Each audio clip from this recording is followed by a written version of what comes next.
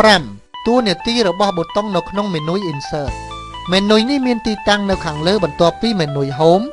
វាមានតួនាទីសម្រាប់បង្ហាញឈ្មោះប៊ូតុងផ្សេងទៀតនៅពេលដែលយើងចុចនៅលើវា Pivot Table សម្រាប់សរុបទិន្នន័យស្ទួនឲ្យមកនៅក្នុង cell តែមួយ Table សម្រាប់ដាក់តារាង Picture សម្រាប់បញ្ចូលរូបភាព Clip Art សម្រាប់បញ្ចូលរូបคลิปផ្សេងៗ Shape សម្រាប់គូសរាងផ្សេងៗ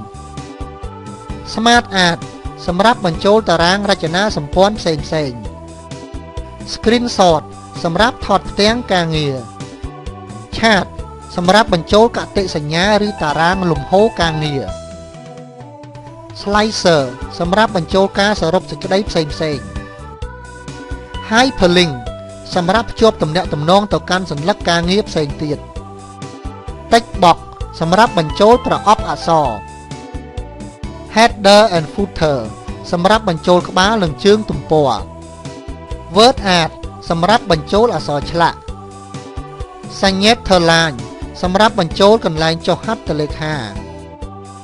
Insert Object សម្រាប់បញ្ចូល Object ផ្សេងៗ Equation សម្រាប់បញ្ចូលរូបមន្តគណិតវិទ្យាផ្សេងៗ Symbol សម្រាប់បញ្ចូលនិមិត្តសញ្ញាផ្សេងៗ